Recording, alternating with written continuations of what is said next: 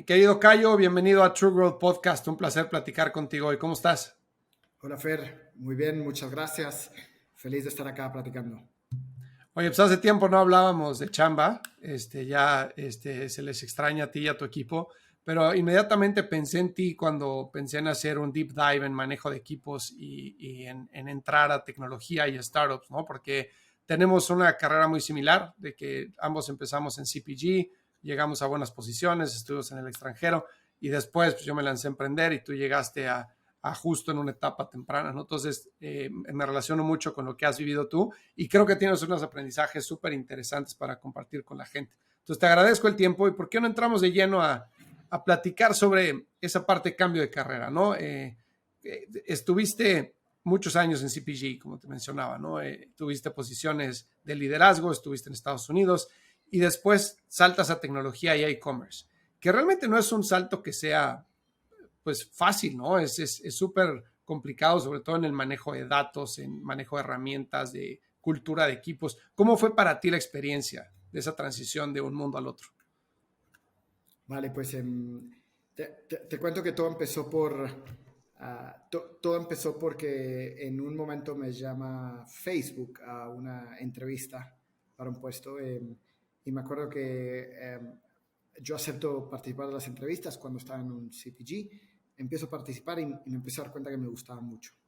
Pero que no solo que me gustaba mucho, sino que yo me estaba dando cuenta que yo quería ser partícipe de lo que creía que iba a formar el mundo en los próximos 20 años, de lo que iba a ser y transformar el mundo en los próximos 20 años. Y me empiezo a dar cuenta que yo quería estar mucho más cercano a tech, participar de tech. Y entonces me propongo buscar pivotear mi carrera tech. Y me pongo a estudiar, me meto a cursos y lo primero que hice, y si tuviera que poner ya un consejo allá afuera, era el network.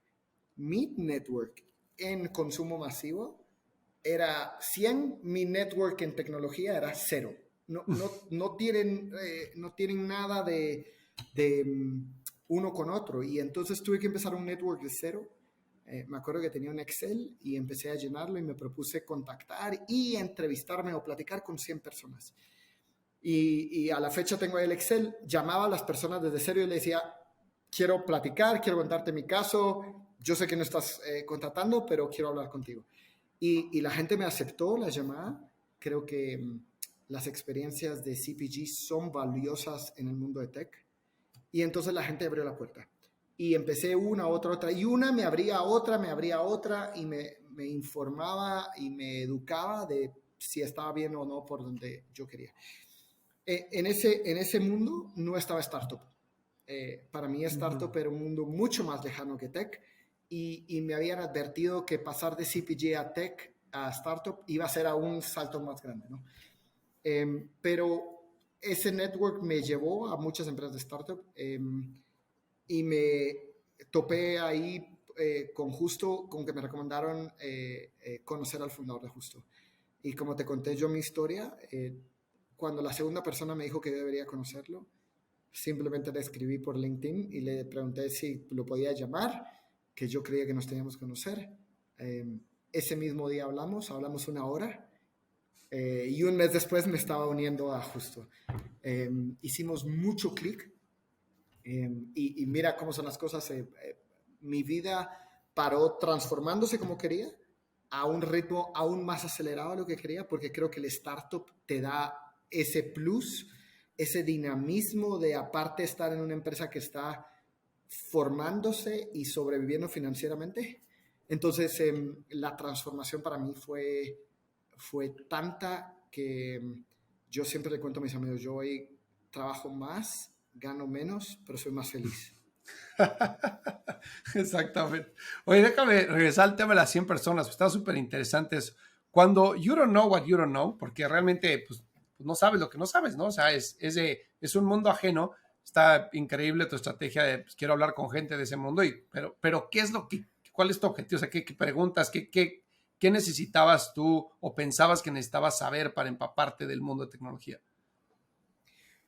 Para mí la gran pregunta era si yo hacía fit y dónde hacía fit. Ok. Entonces, esas eran las preguntas que yo necesitaba contestar.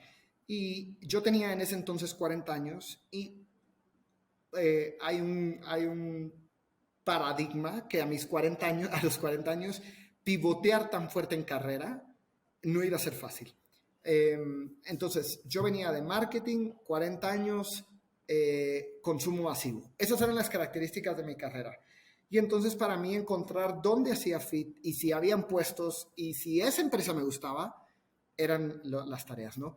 Entonces me propuse hablar sobre todo con 6 empresas: Twitter, Amazon, Facebook, Nubank, Netflix y Microsoft. Y conforme iba platicando me daba cuenta que en unos lugares se hacía más fit que otros. Por ejemplo, lo primero que me di cuenta era que para mí, mientras más cercano a consumo masivo, por ende B2C, era mejor. Para mí, irme a B2B iba a ser un salto aún más grande. Segundo punto era que mi rol estaba más cerca del ámbito comercial, marketing, ventas, que de cualquier otro.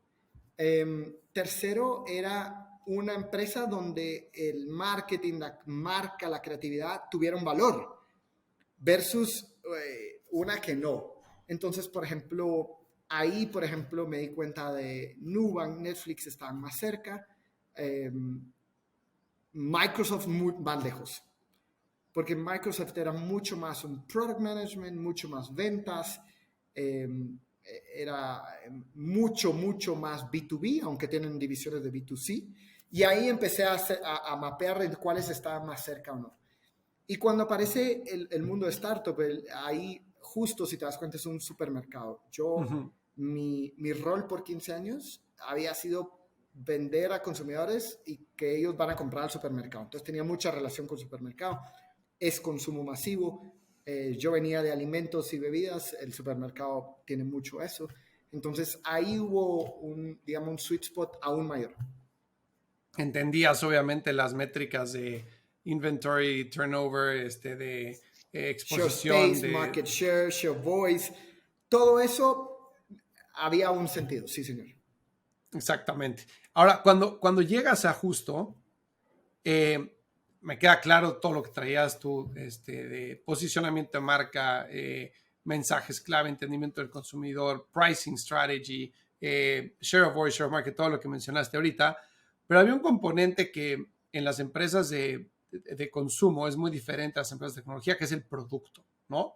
Y en una empresa de consumo, pues como bien sabes, para sacar un producto es research, testing, tarda meses, llevarlo a manufactura, costearlo, etcétera, etcétera. Después lo sacas y pues lo sacaste, ¿no? Y en tecnología es mucho más de me muevo rápido, itero, y obviamente es un producto de tecnología que tiene muchísimos features o detalles que son muy técnicos, ¿no?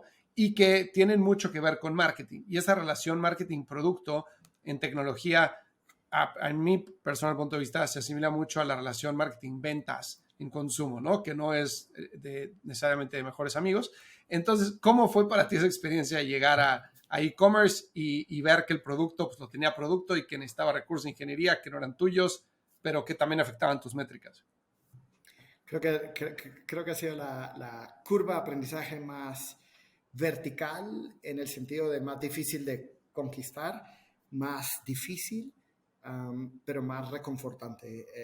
Es como, no sé si encuentro una analogía, pero es cuando finalmente, si alguna vez has jugado golf, cuando finalmente le pegas a la pelota bien y dices, wow, esto es.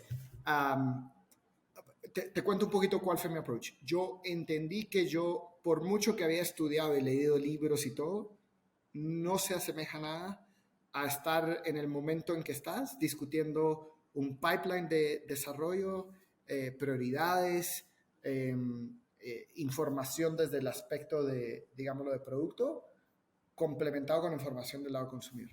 Y mi sugerencia fue, al menos a las personas viniendo de marketing, mi granito de arena venía desde, yo me propuse ser el que más conocía al consumidor y traer esa data a la mesa. ¿Sí? Esa había sido mi escuela de marketing, era, si yo no conocía al consumidor, yo no tenía trabajo. Entonces, bajo ese aspecto siempre me propuse llevar la mayor cantidad de insights, de data y de hipótesis bien fundamentadas a ese equipo de trabajo para entonces influenciar como pudiera, complementando con otras variables. Y si me preguntas, eso para mí fue muy bien valorado. ¿Por qué? Tratar de entender al consumidor solo a través de analizar puntos de data o eventos en el funnel no es suficiente. No hay nada como ponerle una cara, una razón, una familia. ¿Qué hace si justo no existe? ¿A dónde va? Y entonces, durante mucho tiempo, mientras mi curva todavía era de aprendizaje iba creciendo, ese fue mi valor agregado. Ayudar al equipo a entender al ser humano con el que estábamos tratando y por ende después, en base a eso, priorizar, poner hipótesis correctas y después dejar que el equipo hiciera lo que ellos hacen bien. Fíjate que eso está súper interesante porque no solo tenías el reto de saltar de una industria a otra, sino también el nivel al que estabas entrando, ¿no? Estás entrando de Chief Growth Officer, que estás en el equipo ejecutivo, que realmente cuando estás en esa posición, todo el mundo espera que tengas todas las respuestas, ¿no? Y cuando llegas y dices, oye, a ver, yo traigo esto a la mesa, ¿no? O sea, traigo el conocimiento del consumidor, the voice of the customer, lo vamos a meter en todos lados, pero pues no me vean a mí para estas cosas que yo no las he hecho. Es una dinámica que por un lado funciona muy bien, porque entonces el equipo puede trabajar y sacar sus mejores virtudes en ese sentido. Por otro lado, te pone en una posición vulnerable, ¿no? Yo te cuento, por ejemplo, cuando estuve en Microsoft, que mi salto fue de CPG a Microsoft, que es súper complicado. Y El que dije que no. El que tú dijiste que no, exacto. B2B, sistemas operativos, integración con mobile devices. Puta, güey, yo, o sea, hablaba con ingeniería, no entendía nada, yo no sabía lo que eran especificaciones de producto, las hacía, porque aparte estaba en producto, las hacía y las hacía todas mal, entonces tenía que meterme a cursos y googlear y pedir mentoring y todo. Entonces, siempre sentía que estaba como lagging, ¿no? Y era difícil con mi equipo, porque pues, era como de, pues, este güey que llegó se sabe de mucho de esto, pero no de lo que hay que hacer aquí. Entonces, a mí me funcionó mucho, o sea, no tener máscara y decir, oigan, a ver, yo de esto no sé, pero vengo a aprender. Y de lo que sí sé es de esto, y yo les puedo enseñar esto, ¿no? Así fue como hice el approach y me sirvió mucho para ganarme a la gente. Lo mismo Sabes hice en que eBay. dijiste para mí palabras claves que espero y pretendo y aconsejo que nunca las dejen, las tomen y nunca las dejen. Primero, Fer, tú lo dijiste, el sentirte incómodo es para mí cuando verdaderamente estás creciendo. Eso que tuviste que hacer tú de salir a buscártelas, salir a solucionártelas, a mí me pasó. Tú sabes que tú y yo después coincidimos en un curso y para mí ahí es cuando más feliz he estado, cuando más incómodo, pero a la vez cada día sientes que entiendes un poco más, es cuando más creces como profesional, cuando más resiliencia desarrollas, cuando más humildad desarrollas. Y si ese approach nunca se te tiene que quitar en nuestras vidas, ya no hay una instancia donde vas a saber todo. Si tú crees que sabes todo, estás muerto. Todo lo que acaba de pasar con inteligencia artificial nos vuelve, ¿me entiendes? Si no estás incómodo y por ende sales a buscártelas, estás frito. Y para mí siempre digo al equipo, la única ventaja competitiva que tenemos, al menos dentro de Justo, siempre digo, es el ser el equipo que más rápido aprendemos. Todo lo demás se va a poder copiar. No hay tecnología que no se pueda copiar, o sea, todo está muy acelerado lo que te copian y te salen competidores. Solo si somos el equipo que constantemente estamos aprendiendo más, ahí podemos tener una ventaja competitiva. 100% de acuerdo, me encanta cómo lo pusiste. Y nosotros estuvimos, como bien dijiste, en el curso de Reforge, ¿no? Que sobre todo súper recomendable, que tiene producto, tiene growth, tiene marketing, tiene miles de cosas.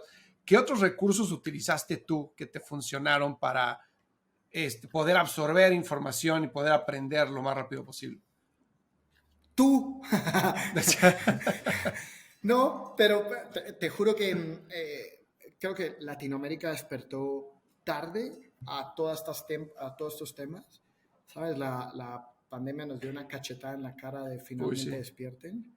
Y en ese sentido hay pocas personas, pero en ese mismo sentido la industria, el círculo, tiene una karma espectacular.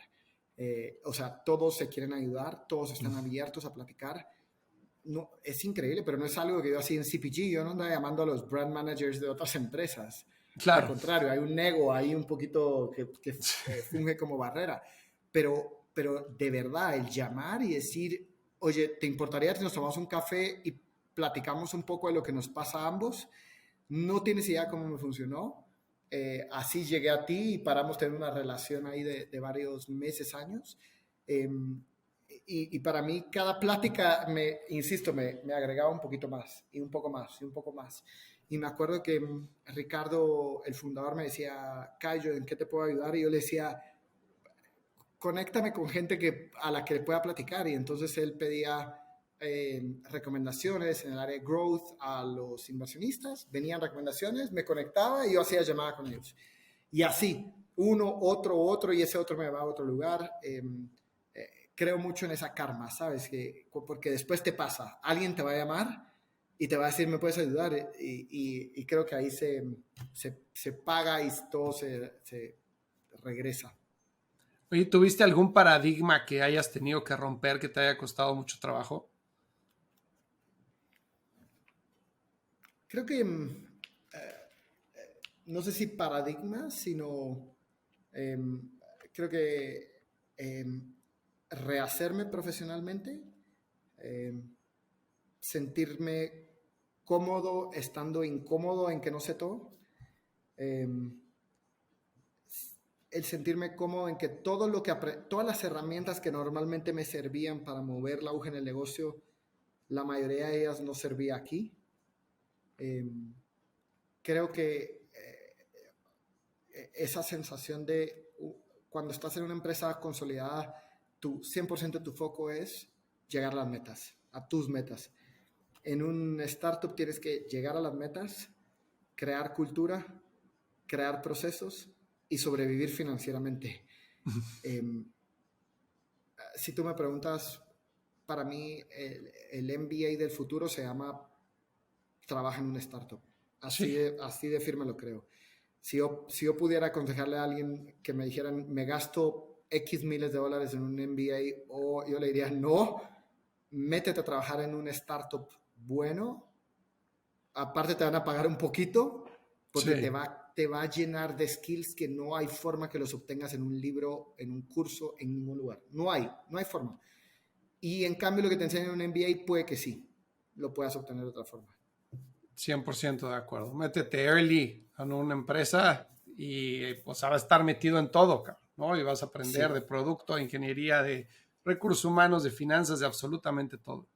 Y los soft skills, como volverte recursivo, lo que tú tuviste que hacer, te tuviste que enseñar algo, o lo que yo tuve que hacer, yo no paraba de meterme a cursos y hacer mi network. Volverte recursivo, volverte, no sé cómo se diría en español, pero scrappy, que hacer más con menos, el constantemente estar con un mindset disruptivo, ágil y challengear el status quo, para mí es algo que nunca se tiene que perder. Y si te lo metes en la piel desde temprano profesionalmente, es de lo mejor que te podría pasar. De acuerdo, 100%.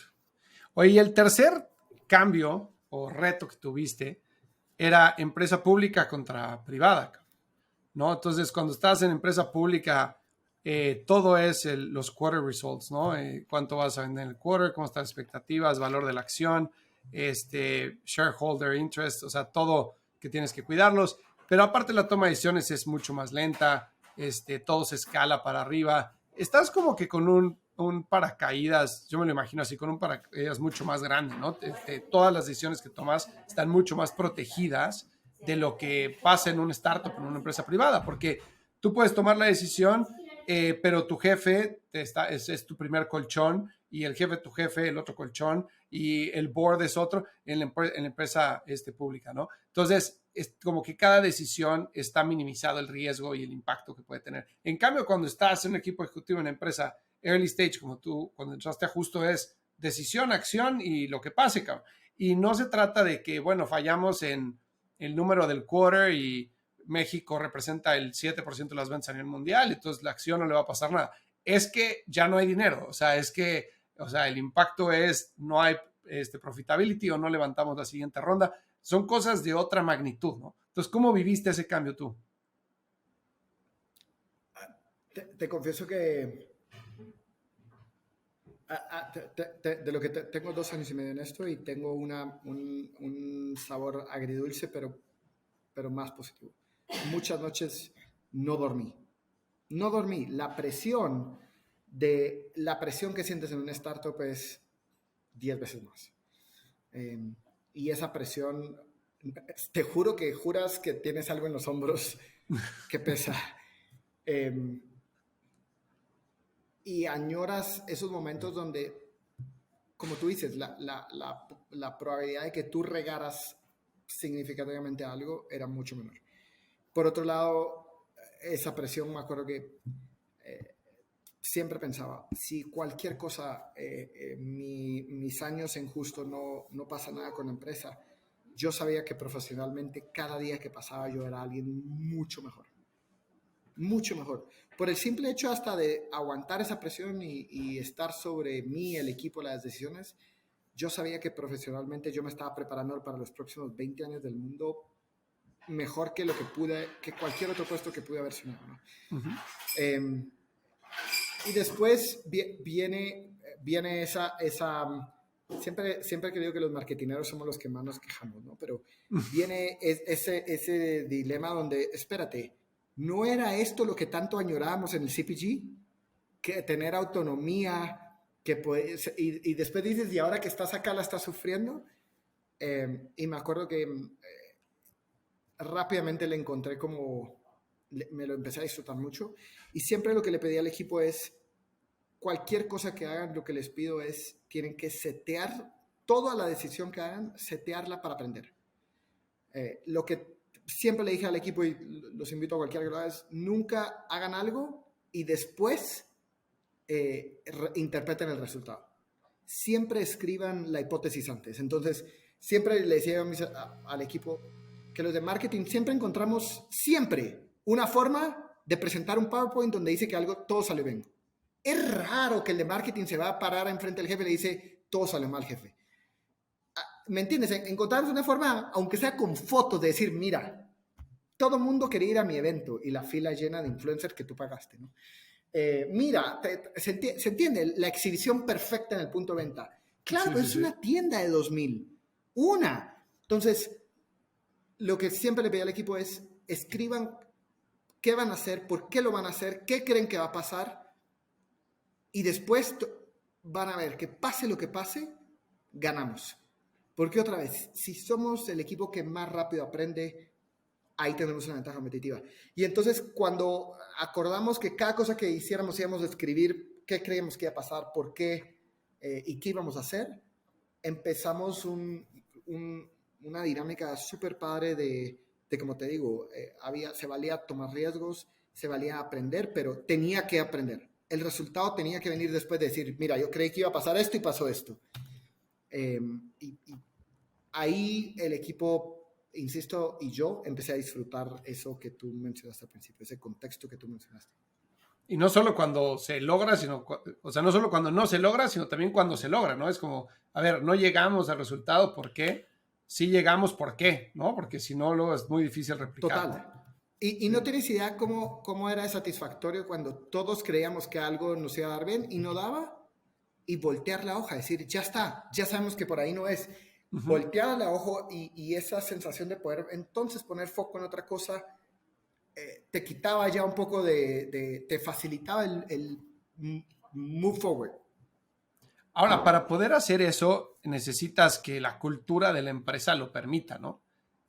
Y para eso creo que es mucho chamba tuya en la relación con Ricardo, en la relación con CTO, con todo el equipo de finanzas, etcétera, porque hasta cierto punto, como sabes, yo hago consultoría en growth y muchas veces a mí lo que me ha pasado es que la gente piensa que porque eres experto en el proceso, tienes la varita mágica para dar el resultado y eso no es cierto. Entonces, muchas veces nos pueden contratar, podemos llegar, implementar la metodología, entrenar a la gente, correr 100 experimentos y que ninguno funcione, cabrón. Pero no quiere decir que no sabemos lo que estamos haciendo, es que simplemente es así, ¿no? O sea, la experimentación es, algunos van a funcionar, algunos no, pero lo importante, como tú lo dijiste, es aprender. Entonces, aprender qué no, por qué no, y entonces buscar otra forma, ¿no? Entonces, muchas veces ese desgaste de estar proponiendo cosas y no da el resultado, proponer y no da el resultado, te empieza a pegar en credibilidad, ¿no? Entonces, a menos de que construyas una relación en la cual la gente entienda que es el proceso, no el resultado, lo importante, entonces se puede implementar bien, pero si no es bien difícil, ¿no? Coincido. O sea, si no lo haces desde la cultura, no hay forma. No hay forma. Tarde o temprano, para mí, la vida de startup, de tech, es muy difícil que funcionen en silos. Entonces, tienes que trabajar con otros. Y si un silo lo tiene la cultura, pero el otro no, se va a romper el experimento o la credibilidad o la paciencia para experimentar muy temprano, ¿no? Entonces, es así como tú dices, no hay de otra. Pero es increíble cómo, por ejemplo, hay un caso de Duolingo que publicaron de cómo hacían growth y cómo reiniciaron su trayectoria de growth no hace mucho, hace como 2 años. Y ellos dicen que ellos apostaron por 2 carriles, ¿no? Uno tenía que ver con gamification y otro con referrals. Y dicen que los primeros experimentos no les funcionó. Y estaban un poco así como que empezaban a ver caras de si tenían que pivotear o no, pero confiaban de que el norte era el correcto. Lo que no encontraban era el cómo llegar al norte. Eh, y de repente pegó el primer experimento, pegó el segundo y empezó. Entonces, esa confianza en tu norte, esa confianza en de que, como tú dices, el proceso, y que si está bien, tarde o temprano le vas a pegar a algo, es clave y es cultural. Y hablando de eso, del norte sobre todo, me gustaría hablar de definición de objetivos, si no te importa. Eh, Existen varias teorías, ¿no? Como bien sabes, de cómo definir objetivos y metodologías, ¿no? De KPIs, de OKRs, etcétera. Pero en términos de cómo definir objetivos, hay quien dice, debes de tener una sola métrica. Yo soy de esa escuela, que es tu North Star Metric, que es la intersección entre el valor que le das al usuario con el valor del negocio, y todas las demás métricas deben de construir al North Star Metric, y entonces te permite alinear al equipo, te permite priorizar de forma más fácil, entiendes cómo vas agregando valor de forma agregada al usuario en el tiempo, ¿no?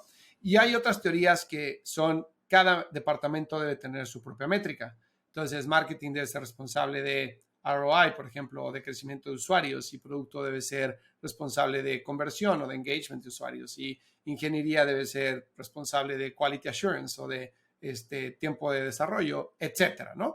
¿Tú en qué escuela estás en esos dos extremos? ¿Qué metodología te gusta más y cuál utilizas en justo? Cuando yo llegué había un North Star Metric. Justo estaba pasando todavía en una fase de encontrarse y por lo tanto ese North Star Metric constantemente estaba, digamos, siendo cuestionado, ¿no? Y más temprano que tarde nos dimos cuenta que para nosotros no iba a ser digamos, el modelo. Y nos dimos cuenta que nuestro negocio, al menos el de nosotros, tenía componentes diferentes, altamente complejos. Por un lado, toda la parte de satisfacer al consumidor, atraerlo y retenerlo, llamémoslo así. Pero por el otro lado estaba todo el componente operativo de atender y llevar el supermercado a las personas cuando nosotros somos dueños del inventario y de la logística, y el componente y la implicación tan fuerte que eso tiene en Unit Economics. Entonces, tarde o temprano nos dimos cuenta que sí necesitábamos, digámoslo, mundos separados y profundos en términos de KPIs.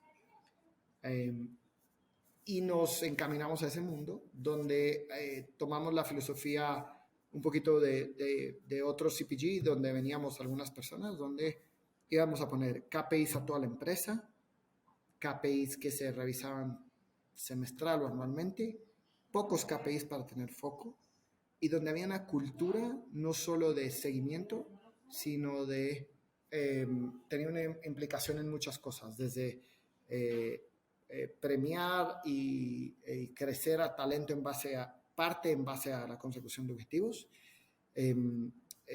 donde también salíamos de talento que no estaba lográndolo.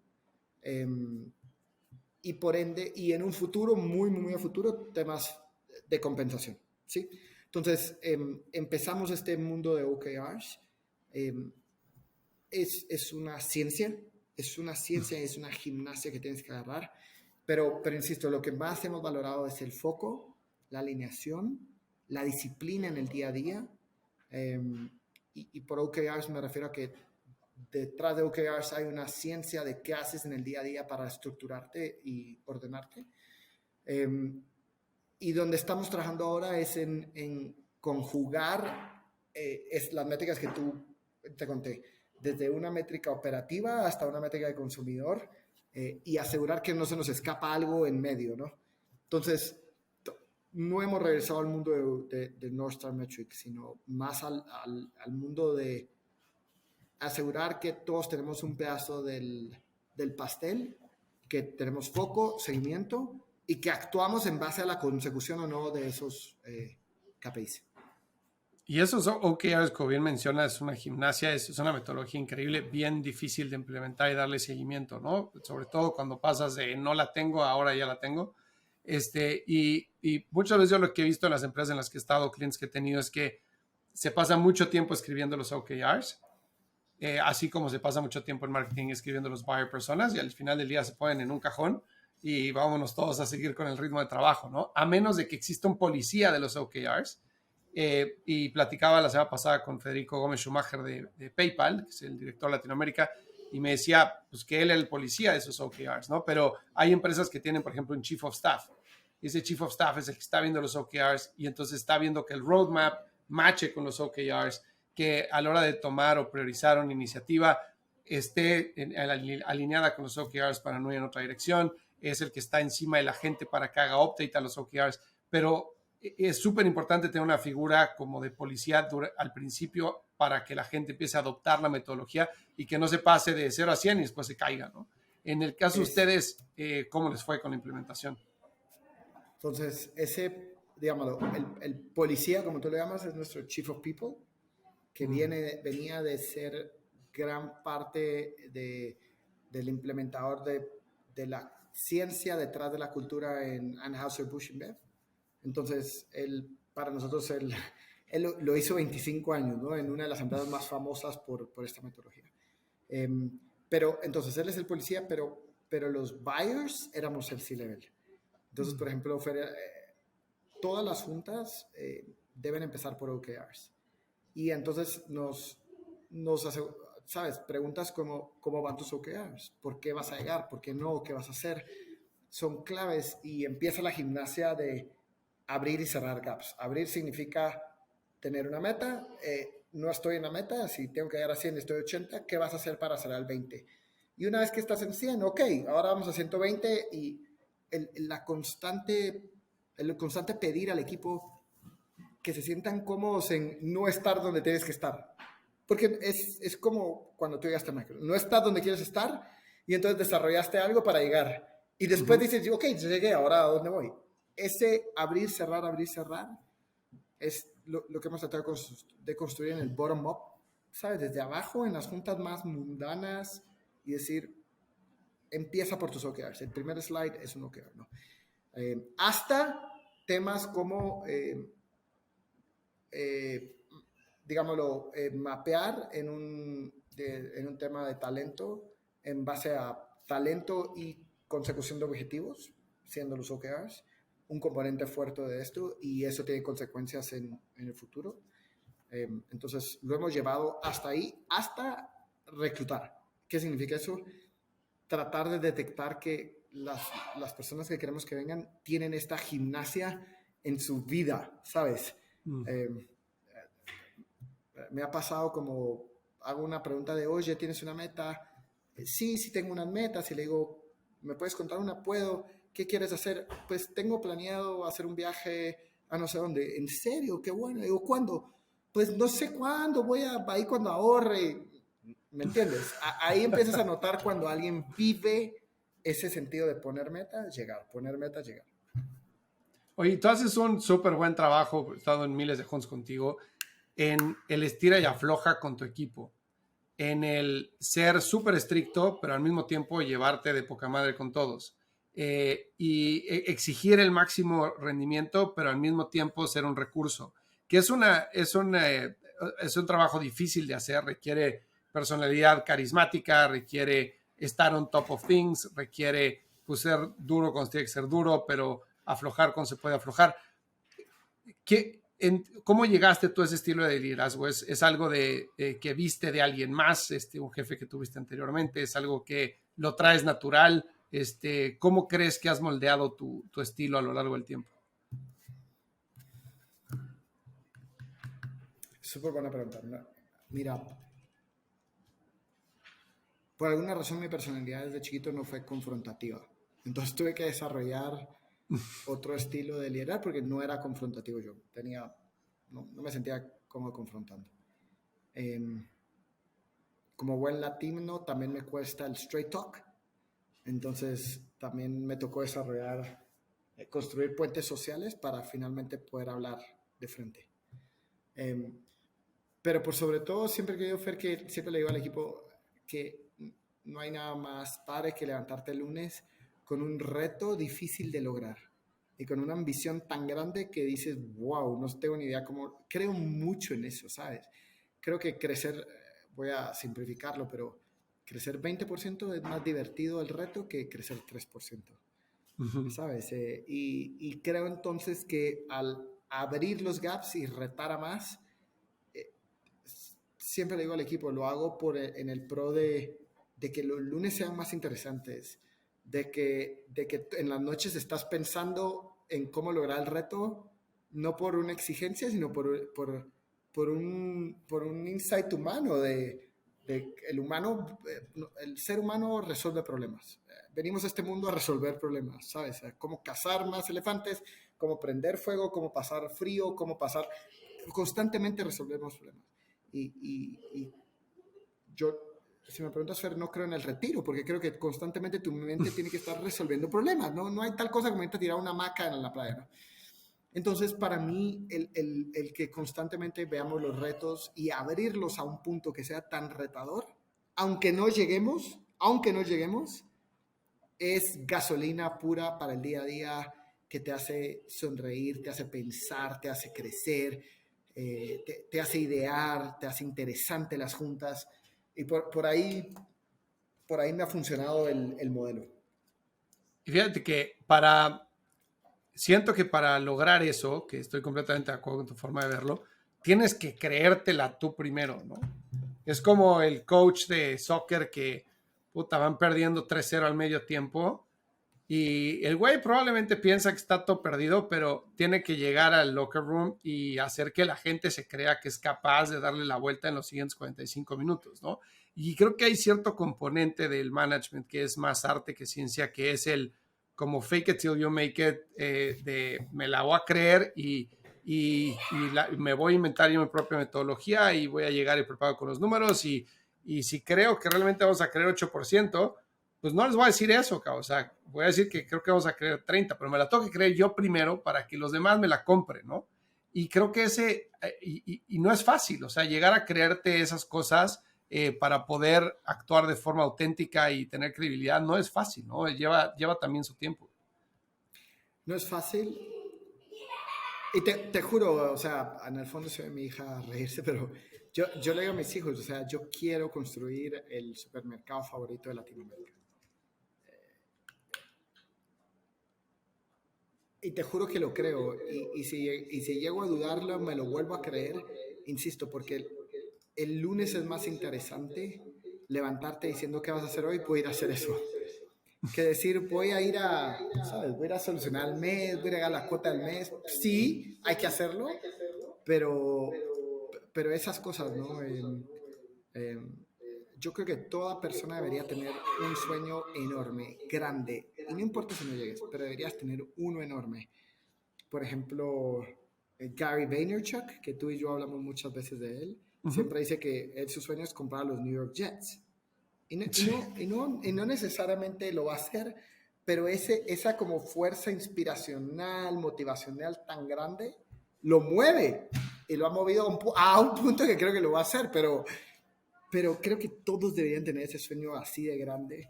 Y creo que, ¿me entiendes? Eh, Hace poco leí un artículo donde dice que uno de los componentes donde se ha demostrado que el ser humano es más feliz, Fer, es cuando el ser humano constantemente está mejorando. No importa en qué, no importa en qué, cuando constantemente estás mejorando, sos más feliz. Ya sea que estás aprendiendo algo, no importa lo que sea. Y entonces al poner un sueño grande, por definición, lo que estás haciendo es abrir un gap. Tú estás acá y quieres llegar acá. Y por ende, acá sin querer marcar el piso y el techo. Sí. Si te motiva, tienes que empezar a poner el barco en dirección para arriba e ir para allá. Y ahí, para mí, dice la teoría que vas a ser más pleno, más feliz. Fíjate que eso, hay un dicho muy cursi que me gusta mucho que dice que en todo debes de atinarle o tirarle a la luna, y si fallas, pues acabarás por lo menos en las estrellas, ¿no? Pues, o sea, apúntate a cosas grandes, ¿no? Y algo que a mí me pasa mucho sin criticar absolutamente nada, pero de mi vida corporativa anterior, antes de meterme al tema de startups y de yo empezar mi propia compañía, era eso, cabrón. Gran parte de lo que me pasaba era que sentía yo que en empresas ya tan grandes los sueños estaban muy limitados. O sea, realmente tus KPIs eran los KPIs, construían sobre los KPIs de tu jefe, sobre los de su jefe, sobre los de su jefe, y tu aportación era chiquita. Y entonces, por más que quisieras soñar y hacer cosas grandes, pues, o sea, se requería de un mundo para poder mover esas piedras y que la gente se subiera al barco, ¿no? Entonces, creo que la vida de startup te permite eso, o sea, te permite ser un poco loco, que también está un poco loco para entrar en el mundo de startups, por lo que tú dijiste, trabajo más que nunca, gano menos, pero evidentemente eres más feliz, ¿no?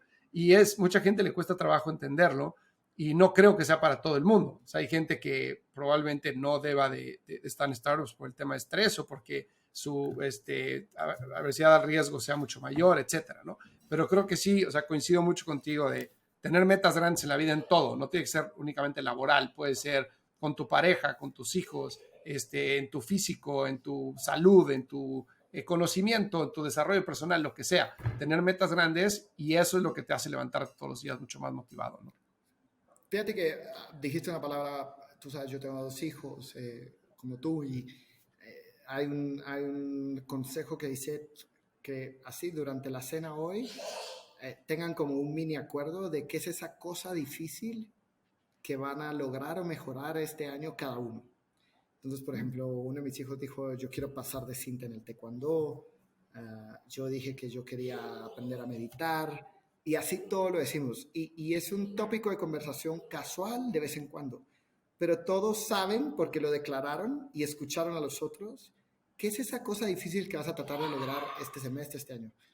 Y es algo padrísimo de ver cómo reconoces que estás ante algo difícil, que no es fácil, pero que esas pequeñas mejoras te llenan como pocas cosas te llenan. Qué bueno que haces eso, porque aparte les metes justo la metodología de lo que estábamos hablando antes, de tener tu meta y hacer tu plan para llegar a ella, ¿no? Que sí, obviamente a niños de 5, 7, 8 años no les vas a poner ahí, ¿y cómo vas? ¿Y qué progreso tienes? Porque pues, los vas a quemar, ¿no? Pero sí, por lo menos la forma de pensar sí, está súper padre. Sí, oye, deja preguntarte de atracción de talento, Cayo. Mencionaste ahorita el tema de, yo hago la pregunta de qué metas tienes, cómo vas a llegar a ellas. Pero hay una parte súper interesante de lo que has hecho tú, bueno, Ricardo y todos los que están justo llevando la empresa, que es crecer de forma acelerada un equipo, ¿no? Yo acuerdo cuando empecé a trabajar contigo, había 300 personas en justo, no sé, 400 personas, y después de un año había 2,000 personas. Entonces, o sea, contratar a ese mundo de gente de forma tan acelerada es bien difícil, ¿no? Y es hit or miss, porque siempre llenar una posición con la persona adecuada es complicado, ahora más cuando estás quintuplicando el tamaño de la compañía. Entonces, ¿qué has aprendido en ese proceso? ¿Qué te ha ayudado para ser mejor contratando, quitar bias o sesgos inconscientes, encontrar a las personas adecuadas para los roles? ¿Qué te ha servido? Mira, creo que tú cuando nos conocimos, yo llegué justo en Growth, éramos 3 personas. Ahora en Growth somos más o menos en 3 países como 50. Entonces, te hablo, digamos, desde la cancha Growth. Creo que no es ciencia decir que tienes que contratar a alguien y no compites en sueldo, no compites en prestaciones. Y ese cliché de, ay, pero le das acciones, sí, pero tampoco es un driver que te consigue o cierra los deals. Sí, en México todavía no. Mi primer gran consejo es primero, tú sos recursos humanos. O sea, jamás el 80% de las personas que yo contraté en esas 50 o en otras áreas, yo las busqué. Yo pasaba horas en LinkedIn. Paso horas. Escribo, llamo, platico. Recursos humanos ni sabe que estoy entrevistando a tantas personas. Ni se ha probado el puesto y yo estoy. Y primero eso otra vez, regresando, ¿te acuerdas al punto de tu network? Vas preguntando y vas aprendiendo porque estás contratando muchas veces en puestos que no necesariamente sos experto, digámoslo así. Entonces yo tenía que contratar, me acuerdo, ¿te acuerdas? En Growth y entrevistaba a alguien y platicaba y aprendía algo y así yo me iba mejorando también. Y el segundo punto era que yo siempre lo que les dije es, lo único que te prometo es que, un poco lo que hemos hablado en esta llamada, vas a venir y esta etapa en tu carrera va a ser transformacional como nadie.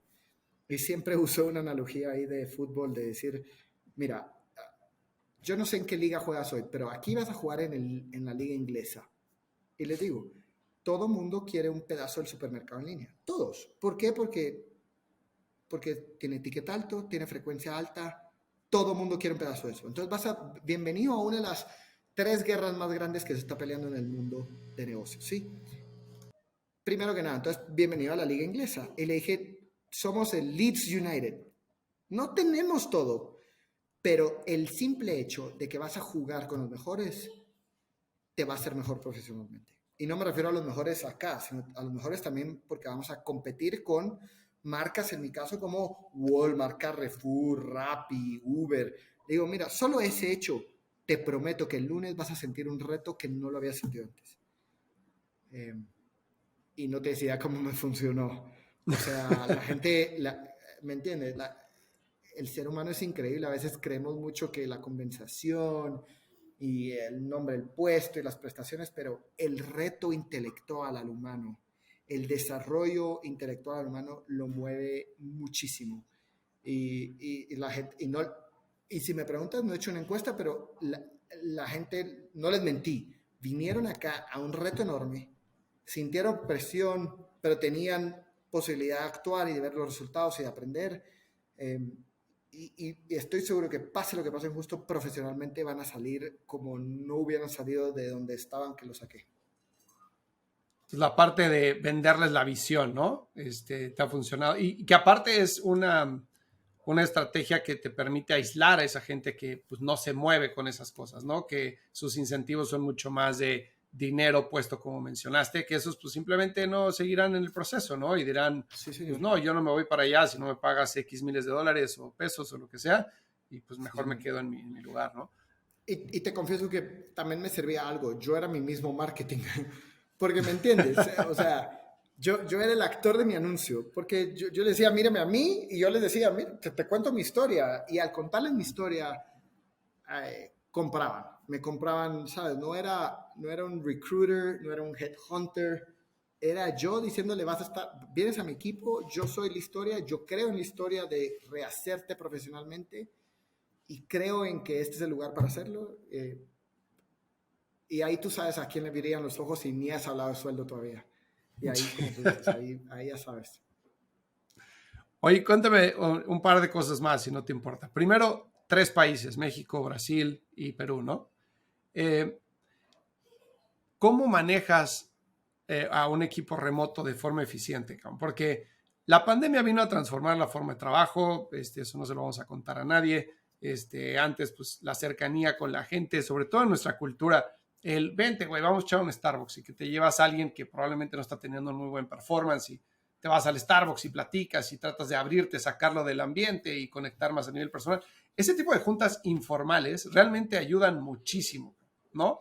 Y cuando tienes un equipo remoto, que pues ya todo se vuelve planeado y en el calendario y con un time frame, ¿no? Nos vamos a ver por Zoom o Google Meet o lo que quieras de 9 a 9 y media, cabrón. Entonces, esta es la agenda y es muy transaccional y más difícil construir esas relaciones. Obviamente vas al país y en el país tratas de sacar el máximo jugo del tiempo que estés ahí, pero ¿qué te ha funcionado para conectar y mantener a tu equipo alineado, siendo que ha crecido tan rápido y que estás en una posición remota contra ellos? Mira, no me ha sido fácil. No, no es una materia donde me daría una buena calificación. Ok.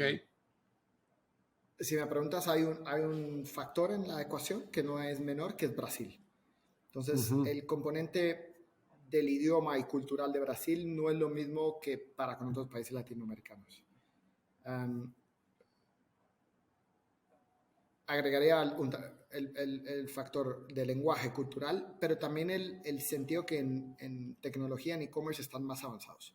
Entonces, Brasil no es otro país, Brasil es otro planeta. Y es imposible manejarlo y entenderlo de distancia, es imposible. Si me preguntas, tengo la suerte de tener un equipo espectacular ya y del country manager ya es espectacular, pero si tuviera que volver a hacer todo, viajaría 10 veces más a Brasil de lo que hice en un principio. Si pudiera y mis hijos me lo permitieran, porque creo que están en una edad todavía no tan fácil, me iría a vivir allá 3 meses, como sé que han hecho otros. De verdad que es impresionante lo particular y contextual que es Brasil y no lo vas a entender si no estás allá. Habiendo dicho eso, he tratado de corregirlo. Por ejemplo, este año ya fui 3 veces a Brasil. Espero que Aeroméxico me lo reconozca pronto. Pero aún así todavía es difícil. Entonces, por suerte, justo nació en pandemia. Somos niños de pandemia. El Zoom, el Meet es nuestro amigo y estamos acostumbrados. ¿Qué me ha funcionado? Que si bien los equipos son relativamente chiquitos en cada país, el que los de brand se juntan, los de acquisition se juntan, los de retention se juntan, los de private label se juntan, y esa comunión de qué hace uno, qué hace otro, compartirse, y hemos tratado de que el learning agenda sea uno. Entonces uno experimenta algo, se lo pasa a otro. Hay una sensación de ayudarse, esa karma que hay en el mundo de startup, existe aquí en estos minicírculos. Es tan padre esa karma de ayudarnos y de acelerar que te sientes parte de algo más grande versus las 4 personas que están en acquisition en Brasil. Ellos se sienten parte del ecosistema de acquisition y experimento y probó este allá y funciona. Eso ha sido parte de la gasolina que hace que todo se sienta más dinámico, que no se sienta células, sino se siente un grupo enorme. Y porque fíjate que ahorita que mencionas eso, gran parte de la plática hablamos de el valor que tú traías a la mesa, ¿no? Que era voy a conocer al cliente mejor que nadie. Pero eso en Brasil se sale de la ecuación, ¿no? Porque no eres brasileño, no has vivido en Brasil, no conoces el mercado. Entonces ahí tienes que cambiar tu approach como líder completamente para agregar valor de otra forma, que ahora evidentemente ya probablemente conoces justo mejor que el equipo de Brasil porque llevas más tiempo que ellos y probablemente por ahí, o no sé cómo le hayas hecho, pero ¿cómo llenaste ese gap o cómo estás tratando de llenar ese gap? Fíjate que cuando dijimos, ok, vamos a ver Brasil, dijimos hay que traer una persona de growth. Y cuando contratamos los primeros, mi obsesión era alguien que en mi creencia, en las entrevistas, pudiera detectar que olfateaba y insights de consumidor mejor que nadie. Y que de verdad se sentía que estaba apasionado de entender a través de la data de lo que fuera el consumidor y plasmar para la empresa donde fuera que trabajara al consumidor. Que ese guardián así del consumidor, ¿sabes?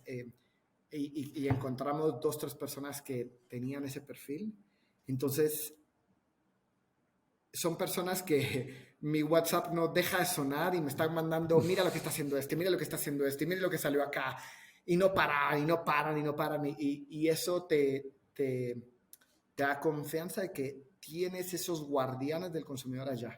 Entonces, Claro. por suerte los encontramos.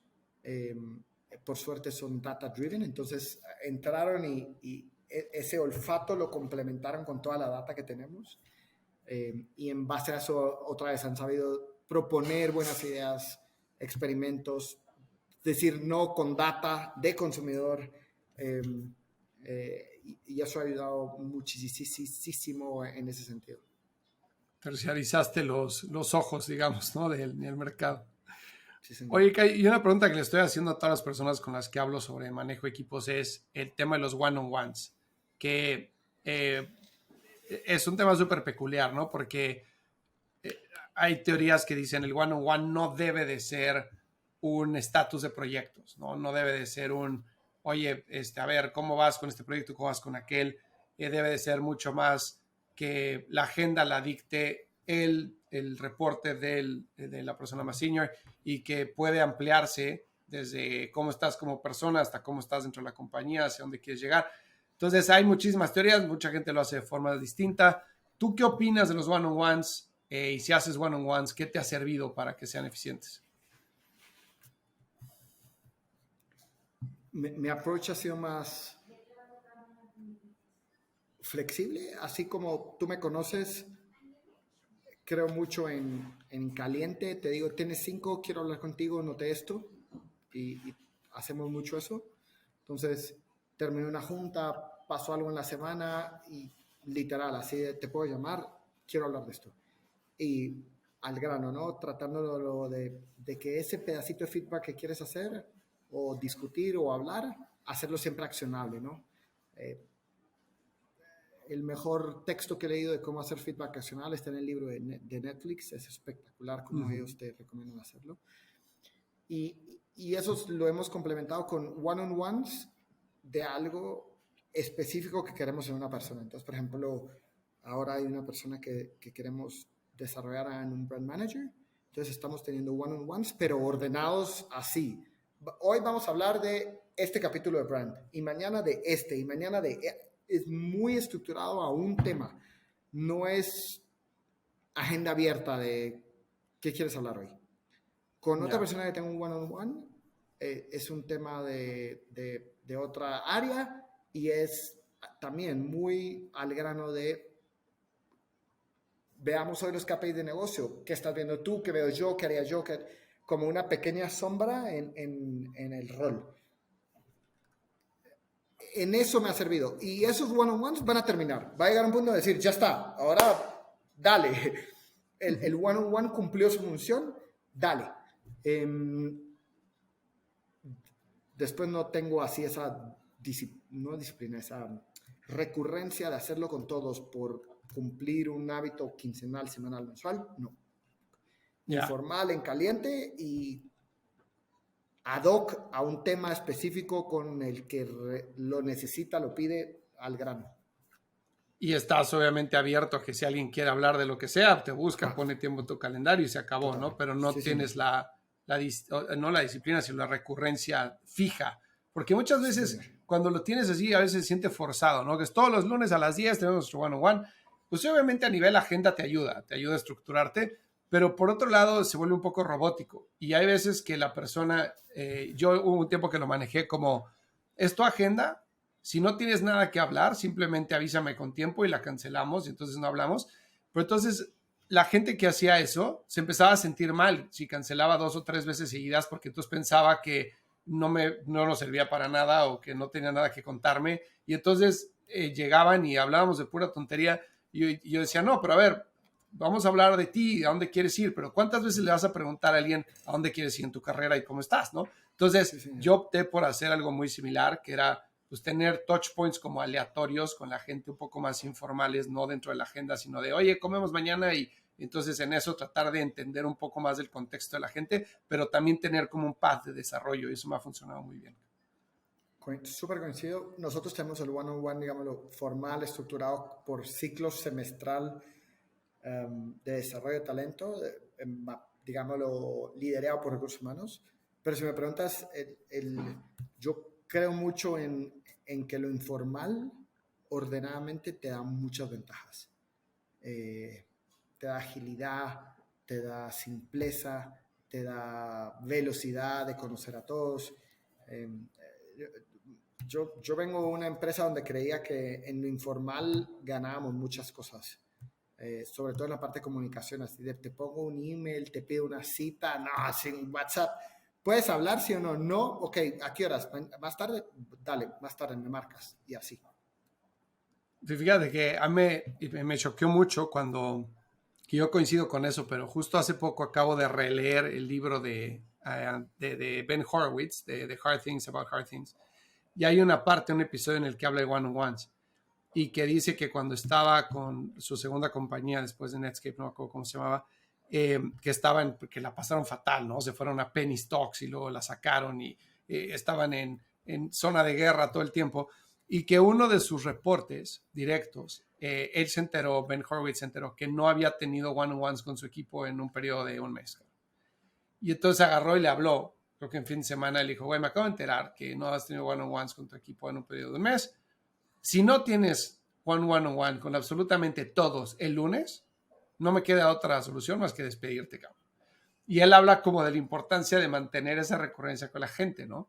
Pero a mí me costaba como interpretar el cómo. Es como, ok, una cosa es no hablo con ellos, que está obviamente de la fregada, y otra cosa es lo hago calendarizado, forzado. Entonces creo que no tiene que ser ni una ni la otra, sino es simplemente estar en contacto con tu equipo, entender motivaciones profesionales, personales, etcétera, pero no tiene que ser de forma robótica, ¿no?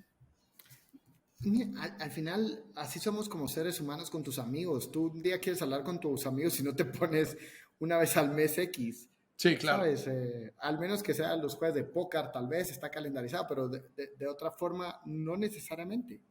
Y yo Sí, creo mucho en eso. No hay que comportarse diferente de como sos en la vida. completamente de acuerdo. Oye, Cayo, pues muchísimas gracias por el tiempo. Me encantó platicar contigo y volver a hacer catch up. Te agradezco muchísimo que nos hayas platicado tu historia y pues te mando un abrazote. No, mil gracias a ti, Fer. Siempre, desde el día uno, cada día contigo aprendí algo y espero que esto lo sigamos haciendo. En Claro que sí. podcast o sin podcast.